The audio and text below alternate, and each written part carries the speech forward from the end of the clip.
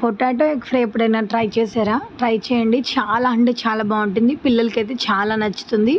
ముందుగా ప్యాన్లో ఆయిల్ వేసుకొని ఆయిల్ అనేది కాస్త హీట్ అయిన తర్వాత సన్నగా కట్ చేసుకున్న ఈ విధంగా పొటాటోస్ని అయితే యాడ్ చేసుకోవాలన్నమాట. సో ఇవి కాస్త ఫ్రై అయిన తర్వాత దీంట్లో అయితే సాల్ట్ కూడా యాడ్ చేసుకోవాలండి. సాల్ట్ యాడ్ చేసుకుంటేనే తొందరగా కుక్ అయిపోతాయి పొటాటోస్. సో చూడండి, ఈ విధంగా మంచిగా కొంచెం కలర్ అనేది చేంజ్ అయిన తర్వాత దీంట్లో అయితే పసుపు అలాగే కారం అయితే వేసుకోవాలి.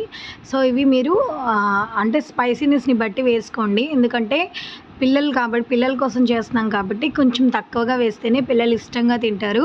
సో కొంచెం పసుపు కూడా యాడ్ చేసుకొని బాగా మిక్స్ చేసుకొని సో ఇది కొంచెం ఫ్రై అవ్వాలన్నమాట. ఇంకా కాస్త ఫ్రై అయిన తర్వాత ఒకసారి చెక్ చేసుకోండి పొటాటోస్ కుక్ అయ్యాయో లేవో చెక్ చేసుకున్న తర్వాత దీంట్లో అయితే కొంచెం గరం మసాలా పౌడర్ని కూడా యాడ్ చేసుకొని బాగా మిక్స్ చేసుకోవాలండి. చాలా సింపుల్ అనమాట. ఈ విధంగా అన్నీ వేసేసుకున్నాం కదా, ఇప్పుడు 1 లేదా 2 ఎగ్స్ని అయితే వేసుకోవాలన్నమాట. నేనైతే ఒకటే ఉంది ఎగ్. సో 1 ఎగ్ అయితే వేస్తున్నాను. మీరు అక్కడ ఉన్న క్వాంటిటీని బట్టి ఎగ్స్ అనేవి యాడ్ చేసుకోండి. ఒక్కసారి ఈ విధంగా బాగా మిక్స్ చేసుకొని పైన లిడ్ అనేది క్లోజ్ చేసేసి మీడియం ఫ్లేమ్లో పెట్టేసుకోవాలి. తర్వాత లిడ్ అనేది క్లోజ్ చేసేసి ఓపెన్ చేసేసి ఒక్కసారి బాగా మిక్స్ చేసుకుంటే సో చూడండి ఎంత బాగుంటుందో.